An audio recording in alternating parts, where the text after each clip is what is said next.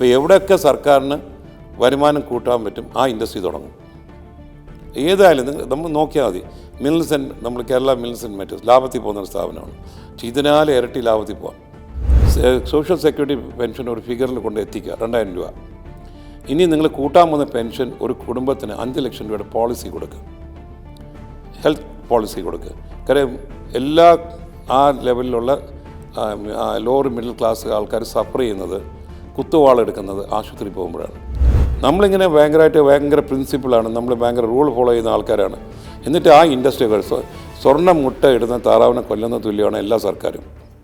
Tourism ഏറ്റവും കൂടുതൽ employment ജനറേറ്ററാണ്, ഏറ്റവും കൂടുതൽ വരുമാനം കിട്ടുന്ന ബിസിനസ്സാണ്. കേരളം എന്ന് ഇത്രയും ബ്യൂട്ടിഫുള്ളായിട്ടുള്ള പ്ലേസിൽ ടൂറിസം വരാനുള്ള സ്ഥലമാണ്. ആ ടൂറിസം വരാനുള്ള സ്ഥലത്ത് സർക്കാർ അതിനെ സപ്പോർട്ട് ചെയ്ത് അടുത്ത ലെവലോട്ട് കൊണ്ടുപോകാൻ നോക്കാതെ അതിനെങ്ങനെ ചോക്ക് ചെയ്യാൻ പറ്റുമെന്നാണ് നോക്കുന്നത്. നമ്മൾ വെഡ്ഡിങ് ഡെസ്റ്റിനേഷൻ പറഞ്ഞു. വെഡ്ഡിങ് ഡെസ്റ്റിനേഷൻ എന്ന് പറയുമ്പം നോർത്ത് ഇന്ത്യന് വരുന്ന വെഡ്ഡിങ് ഡെസ്റ്റിനേഷൻ ഇവിടെ വന്നാൽ കല്യാണം തുടങ്ങാൻ രാത്രി 9 മണിക്കാണ്. ഇത് രാവിലെ 3 മണി വരെ പോകും. 11 മണിക്കൂടെ ബാർ അടയ്ക്കും. പിന്നെ എന്തോ വെഡ്ഡിങ് ഡെസ്റ്റിനേഷൻ? പിള്ളേർ എന്തിനാണ് പുറത്ത് പോയി പഠിക്കാൻ പോകുന്നത്? കേരളത്തിൽ പഠിക്കുന്ന സബ്ജക്റ്റ് ജാംബാവിൻ്റെ കാലത്ത് പഠിച്ച ഈ സിലബസും വെച്ചുകൊണ്ടാണ് ഇവിടെ പഠിപ്പിക്കുന്നത്.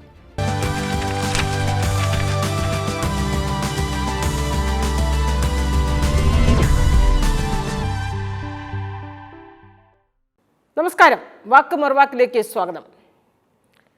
അതിനിർണായകമായ ഒരു തെരഞ്ഞെടുപ്പിനെ നേരിടുകയാണ് കേരളം. തെരഞ്ഞെടുപ്പ് ഗോതിയിൽ ഇറങ്ങിക്കഴിഞ്ഞിരിക്കുകയാണ് സംസ്ഥാനത്ത് 3 മുന്നണികളും. ഇനിയുള്ള 2 മാസക്കാലം ആരോപണ പ്രത്യാരോപണങ്ങൾ കൊണ്ട് നിറഞ്ഞതാകും സംസ്ഥാന രാഷ്ട്രീയം. അതിനപ്പുറത്തേക്ക് ഒരു തെരഞ്ഞെടുപ്പിനെ നേരിടുമ്പോൾ ഒരു നാടിന് അഭിമുഖീകരിക്കുന്ന വികസന പ്രശ്നങ്ങൾ, വികസന കാഴ്ചപ്പാടുകൾ, എത്ര ഗൗരവത്തോടുകൂടിയാണ് നമ്മുടെ രാഷ്ട്രീയ പാർട്ടികൾ ഇത്തരം വിഷയങ്ങൾ ചർച്ച ചെയ്യുന്നത്? പ്രത്യേകിച്ച് ഇന്ത്യ അമേരിക്ക വ്യാപാര കരാറൊക്കെ പ്രാവർത്തികമാകുന്ന ഈ വേളയിൽ അത് രാജ്യത്തിന് എത്രത്തോളം ഗുണകരമാകും, പ്രത്യേകിച്ച് കേരളത്തിന് എത്രത്തോളം പ്രയോജനകരമാകും? ഇത്തരം ചർച്ചകൾ ഈ തെരഞ്ഞെടുപ്പ് വേളയിൽ അനിവാര്യമല്ലേ? ഇന്ന് നമ്മോടൊപ്പം ചേരുന്നു Trivandrum chamber of commerce president Shri CN Raghuchandran Nair. ഏറ്റവും നിർണായകമായ ഒരു തെരഞ്ഞെടുപ്പിനെയാണ് നമ്മൾ ഫേസ് ചെയ്യാൻ പോകുന്നത്. ഈ രാഷ്ട്രീയ ആരോപണ പ്രത്യാരോപണങ്ങൾക്കപ്പുറത്തേക്ക് രാഷ്ട്രീയ വിഷയങ്ങൾ, വെറും ഒരു തെരഞ്ഞെടുപ്പ് പ്രചാരണ വിഷയങ്ങൾക്കപ്പുറത്തേക്ക് ഗൗരവത്തോടുകൂടി ഒരു പ്രധാന തെരഞ്ഞെടുപ്പിനെ നേരിടുമ്പോൾ വികസന കാഴ്ചപ്പാടുകൾ ഇവിടെ എന്തുകൊണ്ട് ആരും ചർച്ച ചെയ്യുന്നില്ല? അതിൻ്റെ ഒരു പ്രാധാന്യവും പ്രസക്തിയും എന്തുകൊണ്ടാണ് കുറഞ്ഞു പോകുന്നത്? കാലാകാലങ്ങൾ നമ്മൾ കാണുമ്പം നമ്മൾ കാണുന്നത് എപ്പോഴും ഇലക്ഷൻ്റെ അകത്ത് ഒരു പോസ്റ്റ്മോർട്ടമാണ് നടത്തുന്നത്. എന്ന് പറഞ്ഞാൽ ഭരണത്തിരിക്കുന്ന പാർട്ടിയുടെ ഒരു പോസ്റ്റ്മോർട്ടം നടത്തിയിട്ട് അതിൻ്റെ പുറത്ത് നേട്ടം കൊയ്യാനാണ് എല്ലാവരും നോക്കുന്നത്.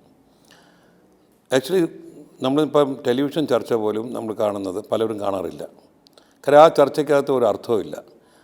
പബ്ലിക്കിൻ്റെ ഇടയ്ക്ക് തന്നെ ഒരു തോന്നലുണ്ട് ഈ ചർച്ചയെന്ന് പറഞ്ഞാൽ വെറും പൊള്ളയാണ്.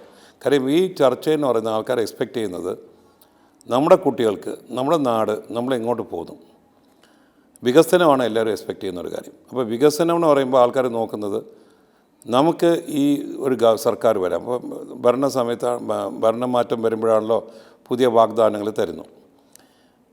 കഴിഞ്ഞ പ്രാവശ്യത്തെ സർക്കാർ വാഗ്ദാനങ്ങൾ തന്നിട്ട് എത്ര പാലിച്ചു?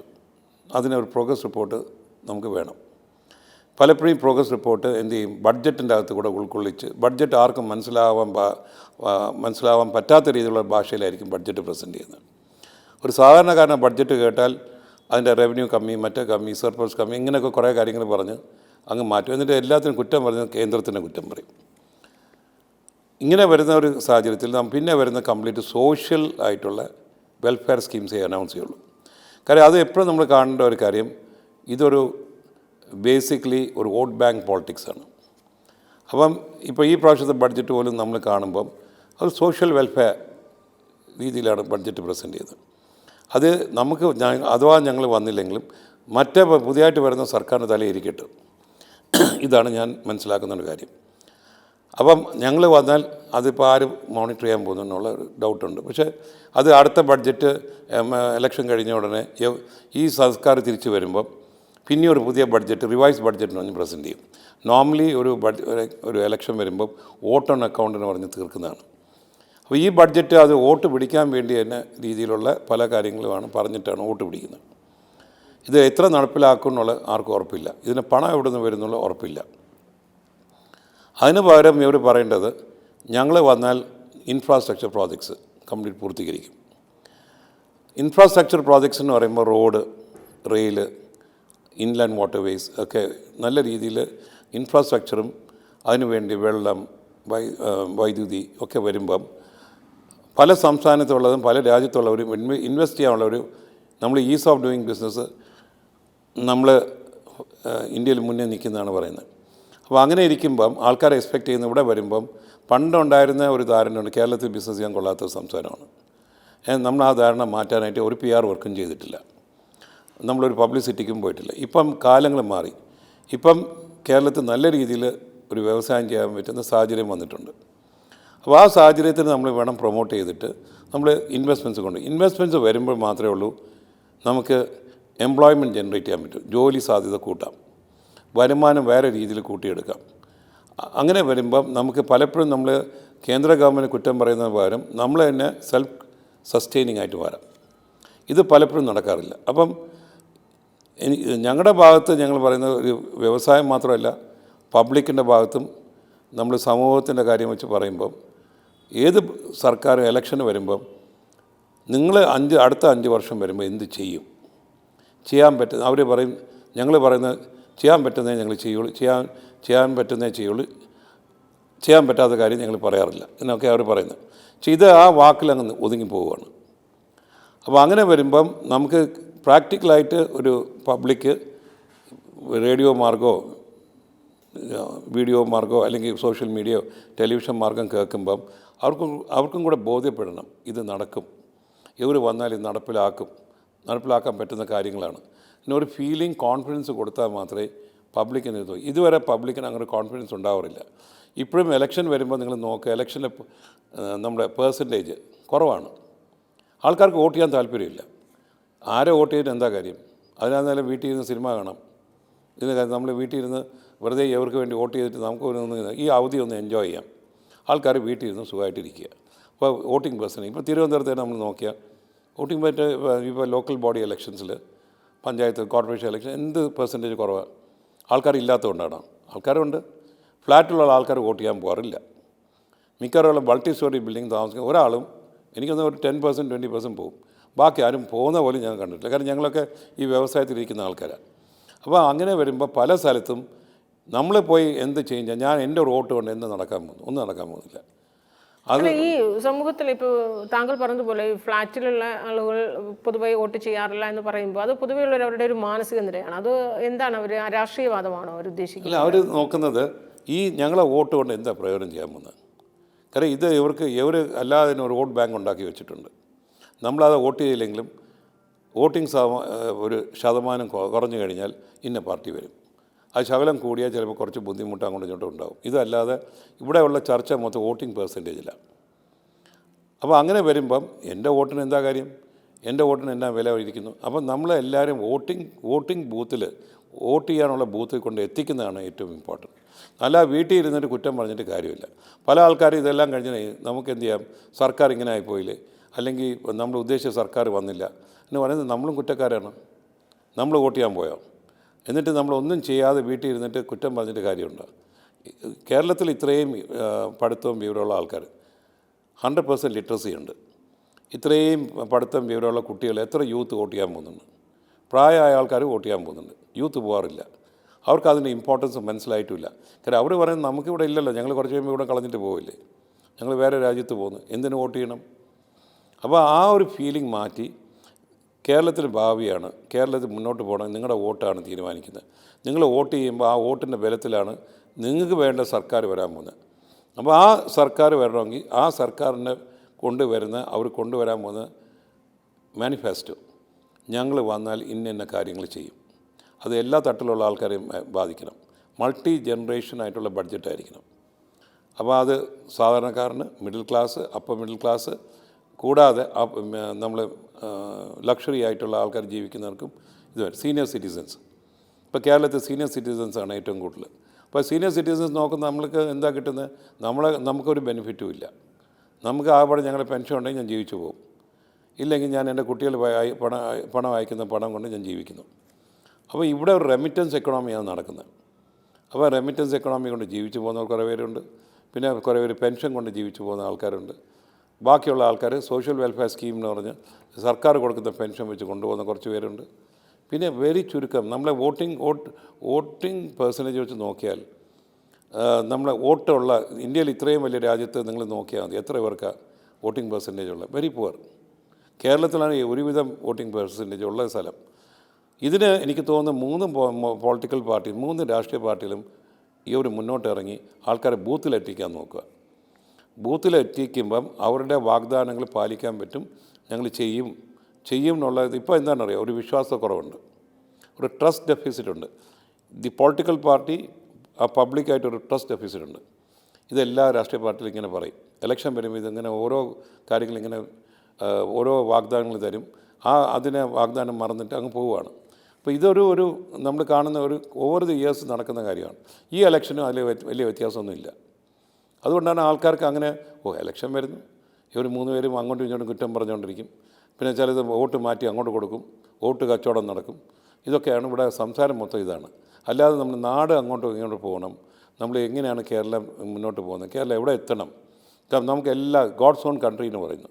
ഗോഡ്സ് ഓൺ കൺട്രി എന്ന് പറഞ്ഞിട്ട് നമുക്ക് ദൈവത്തിൻ്റെ സ്വന്തം നാടെന്ന് പറഞ്ഞിട്ട് ആ സ്വന്തം നാടിന് വേണ്ടിയുള്ള ഒരു കാര്യം നമ്മൾ ചെയ്യാറില്ല.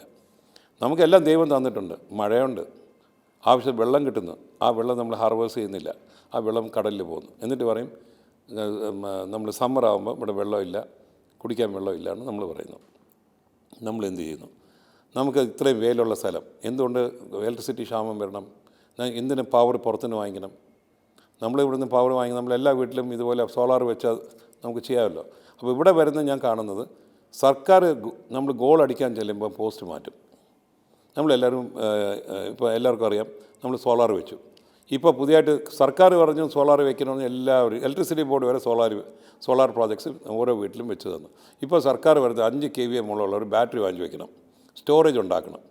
ഇനി അതിന് അഡീഷണൽ ആയിട്ടുള്ള ഇതിന് സബ്സിഡി ഒന്നുമില്ല. അപ്പം സർക്കാർ പറഞ്ഞിട്ട് സർക്കാർ പുറന്നോട്ട് പോകുന്ന സാഹചര്യം ഇവിടെ കാണുന്നത്. അപ്പോൾ ഈ ഗോൾ പോസ്റ്റ് മാറ്റും. ഗോൾ അടിക്കാൻ ചെല്ലുമ്പം കേരളത്തിലെ സാഹചര്യം നോക്കിയാൽ മതി. എപ്പം ഗോൾ അടിക്കുന്നു അന്ന് സർക്കാർ പോസ്റ്റ് മാറ്റിയിരിക്കും, അന്ന് പിന്നെയും നമ്മൾ തുടങ്ങണം. അപ്പോൾ ഇതാണ് ഇവിടെ നമ്മൾ കാണുന്ന കാര്യങ്ങൾ. അപ്പോൾ നിലവിൽ ഈ സർക്കാരുകൾ, അത് ഏത് സർക്കാർ ഭരിച്ചാലും പറയുന്നൊരു പ്രധാന വിഷയമെന്ന് പറയുന്നത് ഈ അടിസ്ഥാന സൗകര്യ വികസനത്തിനുള്ള വിഭവ സമാഹരണം. സാമ്പത്തിക പ്രതിസന്ധി കേരളം നേടുന്ന ഏറ്റവും വലിയ പ്രതിസന്ധി തന്നെയാണ്. അപ്പോൾ അതിന് കേന്ദ്ര സർക്കാരിനെയൊക്കെ നിരന്തരം പഴിചാരുകയാണ്, അല്ലെങ്കിൽ കേന്ദ്ര സർക്കാരിനെ കുറ്റപ്പെടുത്തിക്കൊണ്ടേയിരിക്കുന്നു. അതിനപ്പുറത്തേക്ക് നമ്മളൊരു കൺസ്യൂമർ സ്റ്റേറ്റായി തുടരുന്നൊരു സാഹചര്യം, അതിൽ നിന്നൊരു മോചനത്തെക്കുറിച്ച് അത്തരത്തിൽ കാഴ്ചപ്പാടുകളൊന്നും രാഷ്ട്രീയ പാർട്ടികൾ മുന്നോട്ട് വെക്കുന്നില്ലല്ലോ.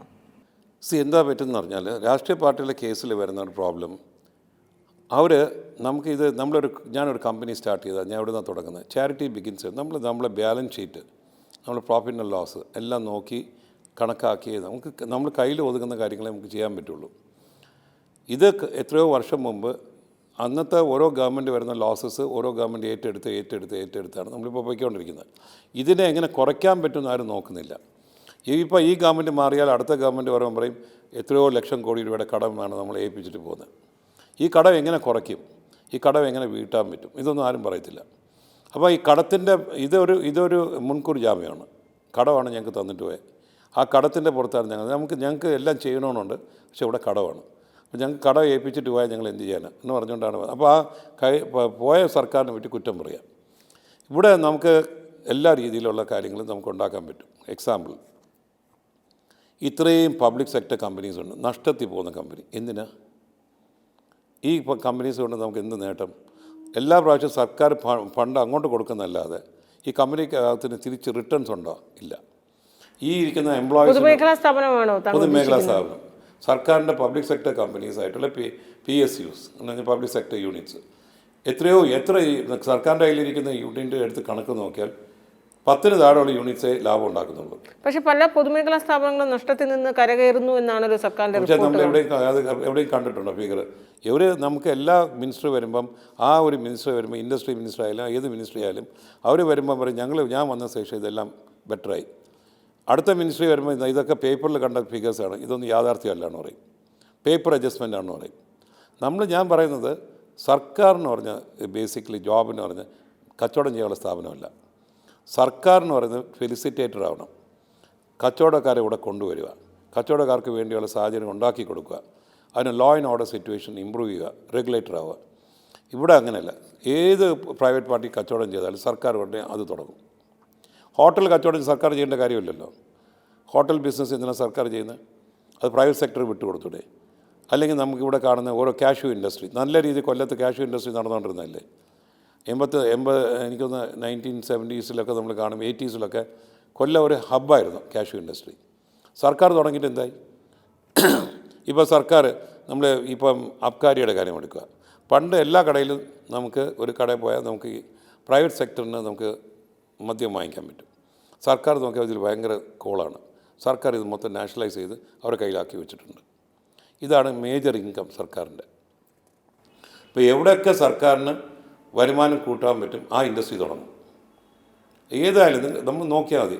മിൽസ് ആൻഡ് നമ്മൾ കേരള മിൽസ് ആൻഡ് മെറ്റൽസ് ലാഭത്തിൽ പോകുന്നൊരു സ്ഥാപനമാണ്. പക്ഷേ ഇതിനാൽ ഇരട്ടി ലാഭത്തിൽ പോകാം. കാര്യം നമ്മുടെ കയ്യിലിരിക്കുന്ന റെയർ എർത്താണ്. ഈ റെയർ എർത്ത് എന്ന് പറയുന്നത് ഇപ്പോൾ ഇന്ത്യൻ ഇപ്പോഴത്തെ ബഡ്ജറ്റിൽ ഒരു റെയർ എർത്ത് കോറിഡോർ വരെ ഉണ്ടാക്കിയിട്ടുണ്ട്. അപ്പോൾ നമ്മളതെങ്ങനെ യൂട്ടിലൈസ് ചെയ്യാൻ പറ്റും? നമുക്ക് അത് തന്നെ മതി കേരളത്തിൻ്റെ കടം മാറ്റാൻ. നമ്മുടെ കയ്യിലിരിക്കുന്ന ഈ റെയർ മെറ്റീരിയൽസ് എന്ന് പറയുന്നത് നമ്മുടെ കടം മാറ്റാൻ പറ്റുന്ന എല്ലാ രീതിയിലുള്ള കാര്യങ്ങളുണ്ട്.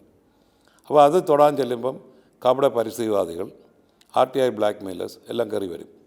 അതുകൊണ്ട് അവർ കേസ് കൊടുക്കുക പിടിക്കും. ഇതുമാണ് കേരളത്തിൽ ആരും വരാത്തത്. ഒരു വ്യവസായം തുടങ്ങാൻ ആൾക്കാർക്ക് പേടിയെന്ന് പറഞ്ഞാൽ, ഒരു വ്യവസായം തുടങ്ങിക്കഴിയുമ്പം ശ്രീ യൂസഫ് അലി തന്നെ പറഞ്ഞു, ആ മോള് തുടങ്ങി. പുള്ളിയുടെ മോളെല്ലാം ടൈം ബൗണ്ടാണ്. ടൈം ബൗണ്ടായിട്ട് തീർക്കുന്ന മോള് 2 വർഷം താമസിക്കുന്ന കാര്യം എന്താണ്? ഈ കപട പരിസ്ഥിതിവാദികൾ കേസ് കൊടുക്കുക. കേസ് കൊടുത്താണ് അവർക്കറിയാം കേസ് ജയിക്കത്തില്ല. എങ്ങനെയെങ്കിലും ഇത് ഡിലേ ചെയ്യിപ്പിക്കുക. അപ്പോൾ അവർ സെറ്റിൽമെൻറ്റ് വരും. അപ്പോൾ ശ്രീ യൂസഫ് അലിയുടെ കയ്യിൽ പണം തട്ടിയെടുക്കാം.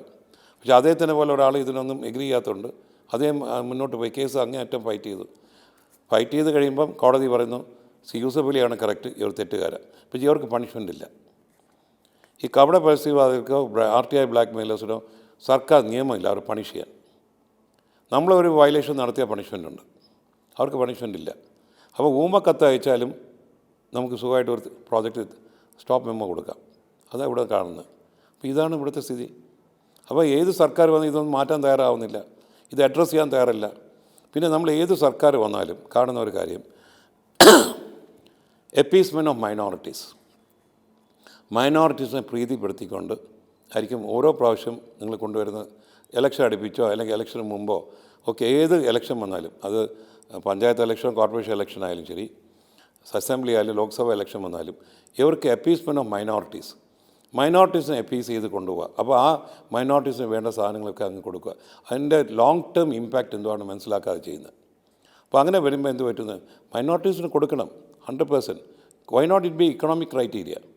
ഒരു ഇക്കണോമിക് ക്രൈറ്റീരിയ ബേസ് ചെയ്ത് പോയാൽ എല്ലാവർക്കും അത് ലെവൽ പ്ലേയിങ് ഗ്രൗണ്ട് അല്ലേ?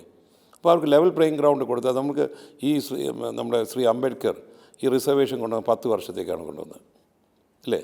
കോൺസ്റ്റിറ്റ്യൂഷനിൽ എഴുതി വെച്ച് 10 years മതി. അടുത്ത 10 വർഷം കഴിഞ്ഞപ്പോൾ എത്ര വർഷമായി? ഇത് ഓരോ പ്രാവശ്യം ഇതിൻ്റെ പെർസെൻറ്റേജ് കൂടുന്നതല്ലാതെ കുറയുന്നുണ്ടാവും. അപ്പം അവിടെ കാണുന്നത് നമ്മൾ എല്ലാ സർക്കാരും മനസ്സിലാക്കുന്നത് ഈ വന്നിരിക്കുന്ന സാധനത്തിൻ്റെ അകത്ത് ഈ റിസർവേഷൻ വെച്ച് കളിച്ച് അതിനകത്ത് മൈനോറിറ്റീസിനെ പ്ലീസ് ചെയ്ത് പോവുക എന്നുള്ളതാണ് അവരുടെ ലക്ഷ്യം. അത് കറക്റ്റല്ല. നമ്മൾ ബാക്കിയുള്ള മെജോറിറ്റി കമ്മ്യൂണിറ്റി അത് റിയാക്ട് ചെയ്യാത്തതുകൊണ്ടാണോ അതുകൊണ്ട് ചെയ്യുന്നത്? അല്ല, മെജോറിറ്റി കമ്മ്യൂണിറ്റി ഇതിനോട്ട് തിരിഞ്ഞ് നോക്കാത്തതുകൊണ്ടാണോ? എനിക്കറിയത്തില്ല. അതുപോലെ പെൻഷൻ, സോഷ്യൽ സെക്യൂരിറ്റി പെൻഷൻ കൊടുക്കണം, വേണ്ടവർക്ക് കൊടുക്കാതിരിക്കരുത്. പക്ഷേ ഞാൻ കഴിഞ്ഞ പ്രാവശ്യം ഫിനാൻസ് മിനിസ്റ്ററിനത് പറഞ്ഞു, സോഷ്യൽ സെക്യൂരിറ്റി പെൻഷൻ ഒരു ഫിഗറിൽ കൊണ്ട് എത്തിക്കുക 2000 രൂപ. ഇനി നിങ്ങൾ കൂട്ടാൻ പോകുന്ന പെൻഷൻ ഒരു കുടുംബത്തിന് 5 ലക്ഷം രൂപയുടെ പോളിസി കൊടുക്കുക, ഹെൽത്ത് പോളിസി കൊടുക്കുക. കാര്യം എല്ലാ ആ ലെവലിലുള്ള ലോവർ മിഡിൽ ക്ലാസ് ആൾക്കാർ സഫർ ചെയ്യുന്നത്, കുത്തുവാളെടുക്കുന്നത് ആശുപത്രിയിൽ പോകുമ്പോഴാണ്. അസുഖം വരെ മെഡിക്കൽ കോളേജിൽ പോയാൽ ട്രീറ്റ്മെൻറ്റ് ഇല്ല, ജനറൽ ഹോസ്പിറ്റൽ ട്രീറ്റ്മെൻറ്റ് ഇല്ല, പ്രൈമറി ഹെൽത്ത് സെൻ്റർ ഇല്ല. എല്ലാവർക്കും പോകേണ്ടത് ഏറ്റവും ലക്ഷറി ആയിട്ടുള്ള ഹോസ്പിറ്റലിൽ പോകണം. അവർക്ക് ഏറ്റവും അറിയപ്പെടുന്ന ഹോസ്പിറ്റലിൽ പോകും. അവിടെ പോകുമ്പം പ്രൈവറ്റ് ഹോസ്പിറ്റലാണ്.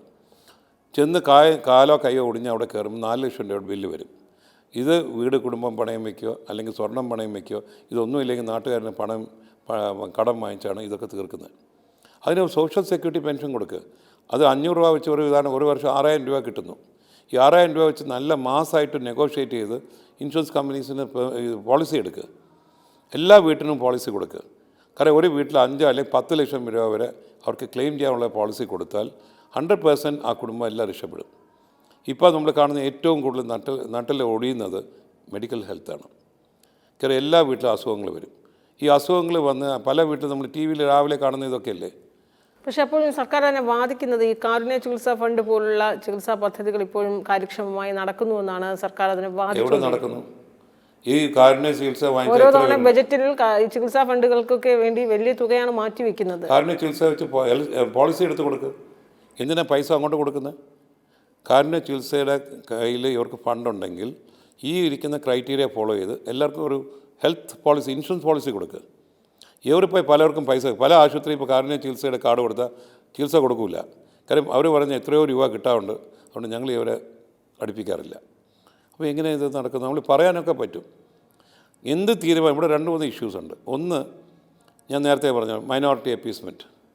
പിന്നെ ഈ പോവർട്ടി ആയിട്ട് ലെവൽ ആൾക്കാരെ ചൂഷണം ചെയ്യുക. സർക്കാർ പൊള്ള വാഗ്ദാനങ്ങൾ കൊടുക്കുക, അവർ ചൂഷണം ചെയ്യുക. മൂന്നാമത്തെ കാര്യം, എന്ത് തീരുമാനം എടുക്കാൻ സർക്കാരിനൊരു പേടിയാണ്. എന്താ പറയുക, മത അധ്യക്ഷന്മാരെ പേടിയാണ്. അത് നമ്മളൊരു ടൂറിസം പ്രോജക്റ്റ്, ടൂറിസത്തിന് നമ്മൾ എന്ത് രീതിയിൽ മാറ്റങ്ങൾ വരുത്താൻ നോക്കുമ്പം, ഇപ്പം ഫോർ എക്സാമ്പിൾ നമ്മളിപ്പം ഒരു ബാർ തുറക്കുന്നത്, അല്ലെങ്കിൽ മദ്യശാല തുറക്കുന്നത്, അല്ലെങ്കിൽ ഹോട്ടൽ 11 മണി വരെയാണ് കൊടുക്കുന്നത് വെച്ചോ, അല്ലെങ്കിൽ നമ്മളൊരു സമയം വയ്ക്കുന്നു. ഇതിനെ ഒരു ഡേറ്റ് മാറ്റി. ഇപ്പം 1-ാം തീയതി ഡ്രൈ ഡേ. എന്തിന് 1-ാം തീയതി ഡ്രൈ ഡേ? തലേ ദിവസം ആൾക്കാർ വാങ്ങിച്ച് കൂട്ടി വെച്ചിരിക്കുക. എന്തോന്ന് 1-ാം തീയതി? ഇത് ആരൊക്കെ കണ്ണ് വാഷ് ചെയ്യാനായിട്ടാണ്? ഇത് വെറുതെ ആൾക്കാരെ പറ്റിക്കാനല്ലേ? അപ്പോൾ ഇവിടെ വരുന്നത് ഇത് മാറ്റമുള്ള പേടിയോടെയാണ്. ഉടനെ നമ്മൾ കാണുന്നത് മത അധ്യക്ഷന്മാർ ബഹളം ഉണ്ടാക്കും. അപ്പം മത അധ്യക്ഷന്മാരെ പേടിച്ച് ആരും ഒന്നും ചെയ്യില്ല. അവരുടെ ഭാഗത്ത് നിന്ന് നമുക്ക് എന്താണ് തരുന്നത്? അവരുടെ ഭാഗത്ത് നിന്ന് എന്ത് റിട്ടേൺസ് നമുക്ക് തരുന്നുണ്ട്? അവർ നമുക്ക് ബിസിനസ് തരുന്നുണ്ടോ? അവർ നമുക്ക് എന്ത് രീതിയിലാണ് വരുമാനം തരുന്നത്? ഈ 1 മണിക്കൂറോ 2 മണിക്കൂറോ അങ്ങോട്ട് മാറി എന്ത് സംഭവിക്കാൻ പോകുന്നു? ഒരു ദിവസത്തെ ഡ്രൈ ഡേ മാറ്റിയത്. ഞാൻ അങ്ങനെ പോയി മദ്യം അടിക്കുന്ന ഒരാളോ അങ്ങനെ ഒന്നുമല്ല ഉള്ള ആളല്ല. ഞാൻ പറയുന്നത്, നമ്മളിവിടെ പറയുന്നത് വെഡ്ഡിങ് ഡെസ്റ്റിനേഷൻ പറയുന്നു, ടൂറിസം ഡെസ്റ്റിനേഷൻ. നമ്മൾ ടൂറിസം എന്ന് കോര പ്രസംഗിച്ചുകൊണ്ട് നടക്കുകയാണ്. ടൂറിസത്തിന് വേണ്ട ചില കാര്യങ്ങൾ ചെയ്തു കൊടുക്കണം. നമ്മൾ വെഡ്ഡിങ് ഡെസ്റ്റിനേഷൻ പറഞ്ഞു. വെഡ്ഡിങ് ഡെസ്റ്റിനേഷൻ എന്ന് പറയുമ്പം നോർത്ത് ഇന്ത്യന് വരുന്ന വെഡ്ഡിങ് ഡെസ്റ്റിനേഷൻ ഇവിടെ വന്നാൽ കല്യാണം തുടങ്ങാൻ രാത്രി 9 മണിക്കാണ്. ഇത് രാവിലെ 3 മണി വരെ പോകും. 11 മണിക്കൂടെ ബാർ അടയ്ക്കും. പിന്നെ എന്തോ വെഡ്ഡിങ് ഡെസ്റ്റിനേഷൻ? അപ്പോൾ അതിന് ഒരു ഇളവ് നടത്തുമോ, ഇളവ് കൊടുക്കുമോ, എന്തെങ്കിലും ചെയ്യണ്ടേ? അപ്പോൾ ഇവരെന്ത് ചെയ്യുന്നു? വരുന്ന ആൾക്കാർ നേരെ തൊട്ടടുത്ത് കൊളംബോയിൽ പോകുന്നു, അല്ലെങ്കിൽ ബാങ്കോക്കിൽ പോകുന്നു, മാലിയിൽ പോകുന്നു. ഇവിടെ ആരും വരില്ല.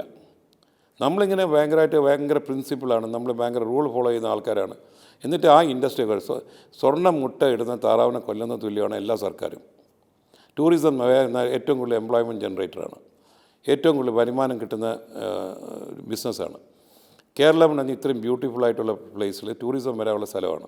ആ ടൂറിസം വരാനുള്ള സ്ഥലത്ത് സർക്കാർ അതിനെ സപ്പോർട്ട് ചെയ്ത് അടുത്ത ലെവലോട്ട് കൊണ്ടുപോകാൻ നോക്കാതെ അതിനെങ്ങനെ ചോക്ക് ചെയ്യാൻ പറ്റുമെന്നാണ് നോക്കുന്നത്. ഇവർ റെഗുലേറ്റ് ചെയ്ത് ആളിനെ ചോക്ക് ചെയ്ത് കൊല്ലും. ഇതാണ് ഇവിടെ നടക്കുന്നത്. ഇതാണ് സിമ്പിളായിട്ടുള്ള തിയറി. അതാണ് കാര്യം. അവർക്ക് അങ്ങനെ തിങ്കിങ്. കാര്യം എല്ലാവർക്കും ഇതെല്ലാം പറയുന്നത് വോട്ട് ബാങ്ക് പോളിറ്റിക്സ് ബേസ് ചെയ്താണ്. നമ്മൾ വോട്ട് ബാങ്ക് പോളിറ്റിക്സ് മാറ്റി നിർത്ത്. സ്റ്റേറ്റിൻ്റെ വളർച്ചയ്ക്ക് വോട്ട് ബാങ്ക് പോളിറ്റിക്സ് അല്ല വേണ്ടത്. അടുത്ത ജനറേഷൻ നമുക്ക് എന്ത് കൊടുക്കാൻ പറ്റും? ഈ കുട്ടികൾ ഇവിടെ നാട് വിട്ടുപോകുന്നു. സർക്കാർ എന്ത് ചെയ്ത് ഇവരെ പിടിച്ചു നിർത്താനായിട്ട്? ഇവിടെ സർക്കാർ സിലബസ് മാറ്റിയാണ്. പിള്ളേർ എന്തിനാണ് പുറത്ത് പോയി പഠിക്കാൻ പോകുന്നത്? കേരളത്തിൽ പഠിക്കുന്ന സബ്ജക്റ്റ് ജാംബാവിൻ്റെ കാലത്ത് പഠിച്ച ഈ സിലബസ് വെച്ചുകൊണ്ടാണ് ഇവിടെ പഠിപ്പിക്കുന്നത്. ഈ സിലബസ് പുതുക്കാനായിട്ട് ശ്രമിച്ചിട്ടില്ല. ശ്രമിക്കാൻ സർക്കാർ നോക്കിയാൽ, യൂണിവേഴ്സിറ്റി നോക്കിയാൽ, സ്കൂൾ നോക്കിയാൽ അതിൽ വരാൻ പോകുന്ന പ്രോബ്ലം എവിടെയാണ്? ഉടനെ തന്നെ അതിൻ്റെ യൂണിയനുണ്ട്, ടീച്ചേഴ്സ് യൂണിയൻ, അല്ലെങ്കിൽ അവരുടെ പ്രൊഫസേഴ്സ് യൂണിയൻ, ലെക്ചറേഴ്സ് യൂണിയൻ എതിർക്കും. കാര്യം ഈ പറഞ്ഞ സിലബസ് മാറ്റുമ്പോൾ അവരും പഠിക്കണം. അവരും കൂടെ പഠിച്ചാൽ മാത്രമേ ഈ കുട്ടികളെ പഠിപ്പിക്കാൻ പറ്റുള്ളൂ. അപ്പോൾ അങ്ങനെ വരുമ്പോൾ എന്ത് പറ്റുന്നു? അവർക്കത് പഠിപ്പിക്കാൻ പറ്റുന്നില്ല. അവർക്ക് ആക്ച്വലി അവർക്ക് മനസ്സിലാക്കാത്ത ഒരു കാര്യം, കുട്ടികൾ അവരുടെ സ്വന്തം മക്കളെ തന്നെ നാട് വിട്ടു പോവുക. അപ്പോൾ അവർ മനസ്സിലാക്കുന്ന അവരുടെ കുട്ടികളെ ഏറ്റവും നല്ല സ്ഥലത്ത് പഠിപ്പിക്കുന്നു. ഇവിടെ പാവപ്പെട്ട കുട്ടികൾ നമ്മളിവിടെ പഠിക്കുമ്പം അവർക്ക് സിലബസ്, ഇപ്പോൾ ഞാൻ IIT കിട്ടാത്തൊരു കൊച്ച്, നമ്മളിവിടുത്തെ ഒരു എഞ്ചിനീയറിംഗ് കോളേജിൽ IITയുടെ സിലബസ് തന്നെ പഠിപ്പിച്ചാൽ പോരെ? IITയിൽ എന്ത് പഠിപ്പിക്കുന്നു? IIT കിട്ടിയില്ല എനിക്ക്. പക്ഷേ IIT പഠിപ്പിക്കുന്ന സിലബസ് എടുത്ത് നമ്മൾ ആ എഞ്ചിനീയറിംഗ് കോളേജ് പഠിപ്പിച്ചാൽ ഈ കുട്ടി നാളെ ഒരു ഒരു കോമ്പറ്റേറ്റീവ് എക്സാമിന് പോകുമ്പം IIT കുട്ടിയെ പോലെ തന്നെ ഈ കുട്ടിക്ക് അപ്പിയർ ചെയ്യാൻ പറ്റും. പക്ഷേ നമ്മുടെ യൂണിവേഴ്സിറ്റികളൊക്കെ തന്നെ വലിയ രീതിയിൽ മുന്നോട്ട് പോകുന്ന വിദ്യാഭ്യാസ മേഖല എന്നാണല്ലോ സർക്കാർ എപ്പോഴും വാദിച്ചുകൊണ്ടേയിരിക്കുന്നത്. നമ്മൾ നാഷണൽ ലെവലും റാങ്കിങ് ഇവിടെ കിടക്കുന്നത്. കേരളത്തിലൊരു യൂണിവേഴ്സിറ്റിയിൽ എത്ര പേറ്റൻ്റ് ഉണ്ട്? ഒരു യൂണിവേഴ്സിറ്റിയൊക്കെ അറിയപ്പെടുന്ന പേറ്റൻ്റ് വെച്ച് എത്രയോ പേറ്റൻ്റ്, എത്രയോ റിസർച്ച് നടത്തി. നമുക്ക് NAC റേറ്റിംഗ് ഉണ്ട്, അത് മാത്രം മതിയോ? നമ്മൾ നാഷണൽ ലെവലിൽ നമ്മുടെ സ്റ്റേറ്റിൽ 10 പേരുടെ അകത്ത് കേരള യൂണിവേഴ്സിറ്റിയിൽ ഏതെങ്കിലും യൂണിവേഴ്സിറ്റി കേരളത്തിലുണ്ടോ? എനിക്കറിയത്തില്ല, ഞാൻ അത് അത്രയും പഠിച്ചിട്ടില്ല. പക്ഷേ ഐ എം നോട്ട് ഷുവർ. പക്ഷേ നമ്മുടെ നാഷണൽ റാങ്കിങ്ങിൽ Kerala does not figure anyway.